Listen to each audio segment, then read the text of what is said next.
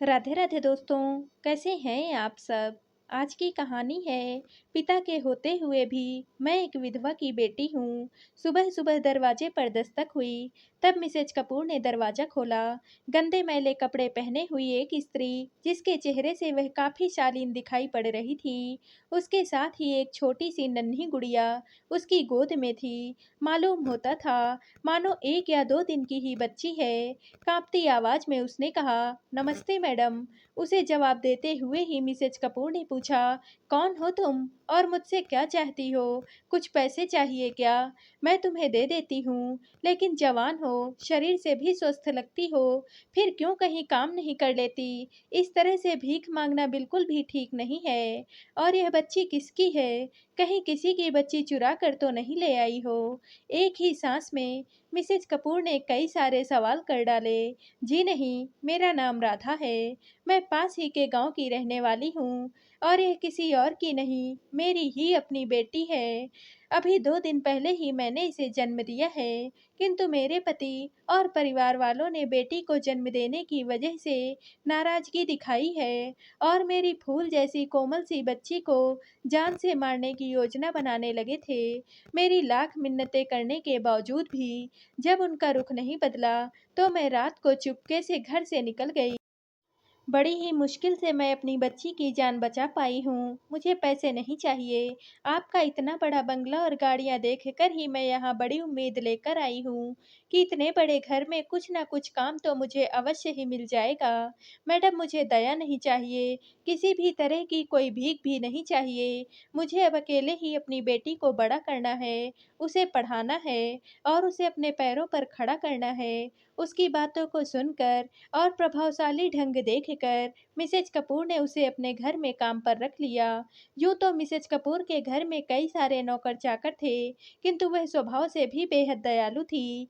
पढ़ी लिखी और समझदार तथा एक आकर्षक व्यक्तित्व की धनी थी। उन्होंने सोचा कुछ ना कुछ काम तो मैं इसे दे ही दूंगी। और वैसे भी उन्हें बेटियों से बहुत लगाव था। उनकी स्वीकृति मिलते ही राधा के चेहरे पर इत्मीनान की झलक स्पष्ट रूप से दिखाई दे रही थी।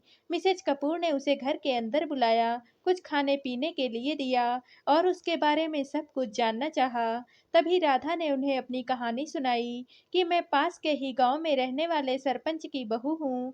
घर में रुपए पैसे की कोई भी कमी नहीं है, इज्जत भी बहुत है। मेरी शादी को 2 वर्ष पूरे हुए हैं। शादी के 1 वर्ष के पश्चात ही मैं गर्भवती हो गई। घर में बेहद ही खुशी का माहौल था। मेरी देख रेख में कोई भी कसर नहीं थी। देखते ही देखते 9 महीने बीत गए और फिर मैंने एक कन्या को जन्म दे दिया। बेटी होने की बात सुनते ही मानो पूरे घर को सांप सूंघ गया हो। सभी निराशावादी की तरह मौन व्रत ले चुके थे। कोई मेरे पास तक नहीं आया। उसी दिन रात को मेरे कानों में बुदबुदाने की आवाजें आई। जब मैंने कान लगाकर सुना तो मैं चौंक गई। वहां तो मेरी बेटी को मार डालने की योजना बनाई जा रही थी। बस मैडम, मौका मिलते ही मैं अपनी बच्ची को लेकर वहां से खाली हाथ ही निकल पड़ी। मेरे घर में सब कुछ होते हुए भी आज मेरे पास कुछ भी नहीं है, लेकिन मेरे पास मेरी बेटी है और एक उम्मीद है। उसका जीवन मैंने बचा लिया है, तो उसका भविष्य भी मैं जरूर ही बना लूंगी। उसकी आप बीती को सुनकर मिसेज कपूर का दिल भर आया तथा उन्होंने उसे अपनी रसोई का काम सौंप दिया। वैसे भी मिसेज कपूर बेटी बचाओ और बेटी पढ़ाओ योजना के तहत काफी सामाजिक गतिविधियों से जुड़ी हुई थी। उन्होंने राधा को अपने बंगले के पीछे बने हुए कमरों में से 2 कमरे का घर रहने के लिए दे दिया। राधा ने दूसरे ही दिन से काम करना शुरू कर दिया।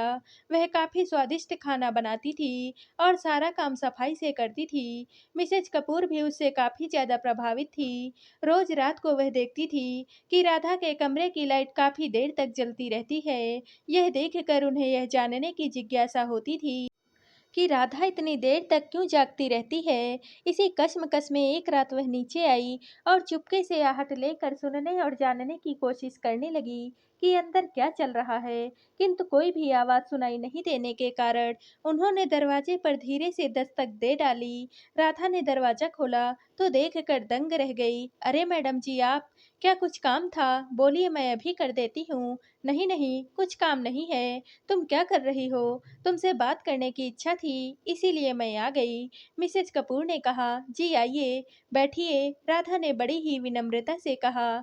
मिसेज कपूर ने कुर्सी पर बैठते हुए देखा कि राधा के कमरे में कुछ किताबें रखी हैं, जो शायद उसने पहले अपने वेतन से खरीदी होंगी।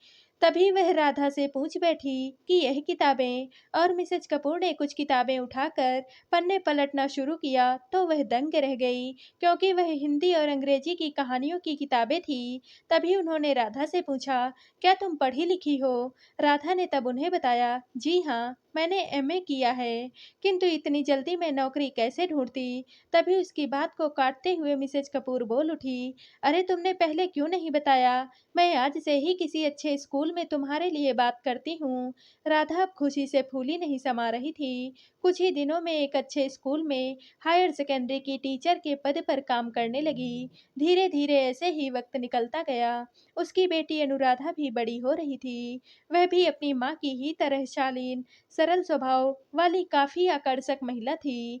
मिसेज कपूर हमेशा उन दोनों का ख्याल रखती थी, उनका साथ था, इसलिए राधा को कोई डर भी नहीं था। धीरे धीरे अनुराधा की पढ़ाई का खर्च बहुत अधिक बढ़ने लगा।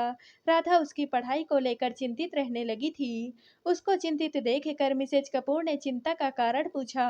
तब राधा ने कहा, मेरी बेटी अनुराधा को मेडिकल कॉलेज में प्रवेश मिल गया है, परंतु वहाँ की फीस बहुत ज्यादा है। मैं इसी बात को लेकर परेशान रहती हूँ कि यह सब मैं कैसे कर पाऊंगी। मिसेज कपूर तो बेटियों की प्रगति के लिए हमेशा ही तैयार रहती थी। उन्होंने तुरंत ही उसकी फीस की जिम्मेदारी भी उठा ली। धीरे धीरे ऐसे ही समय बीतता गया और अनुराधा की पढ़ाई पूरी हो गई और वह एक बहुत बड़े अस्पताल में डॉक्टर के रूप में कार्यरत हो गई।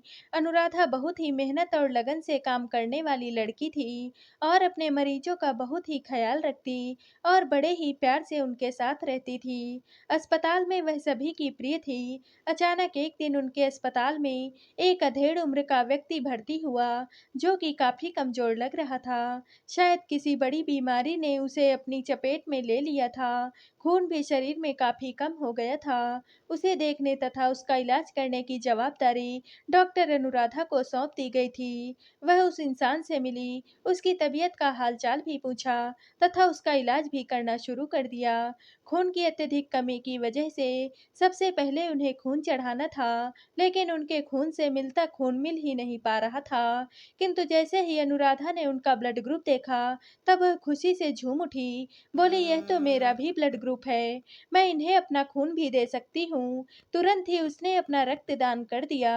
मरीज के शरीर में रक्त पहुंचते ही उसमें थोड़ी सी ताकत आई। उन्होंने डॉक्टर अनुराधा को बुलाया और कहा, बेटी मैं तुम्हें धन्यवाद देना चाहता हूँ, तुम बहुत ही अच्छी हो।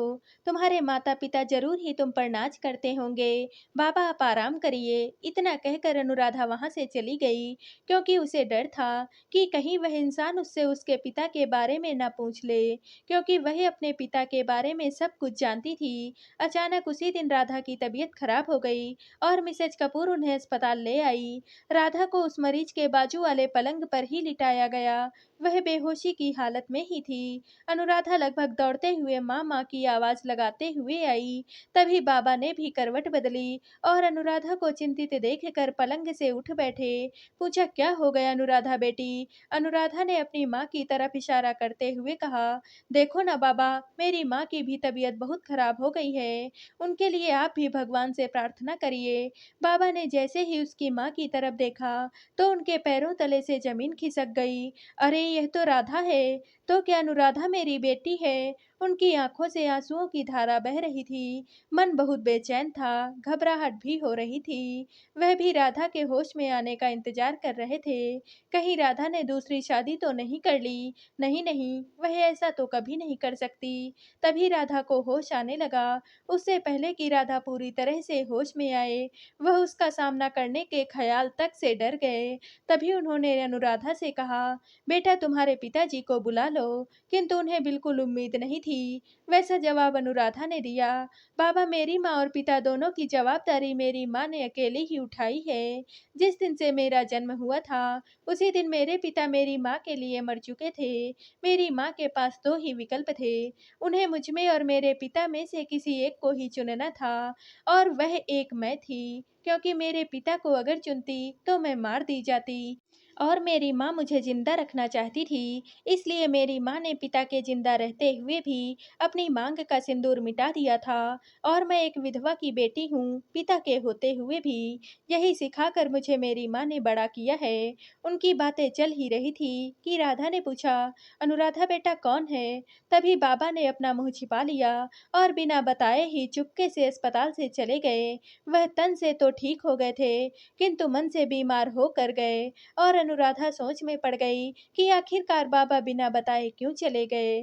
तो दोस्तों, आप सबको यह कहानी कैसी लगी कमेंट करके ज़रूर बताइएगा, और वीडियो को लाइक व शेयर कीजिएगा। दोस्तों, अगर आप इस चैनल पर नए हैं और अब तक आपने हमारे चैनल को सब्सक्राइब नहीं किया है तो प्लीज़ और कहानियों से जुड़ने के लिए हमारे चैनल को सब्सक्राइब कर लीजिएगा।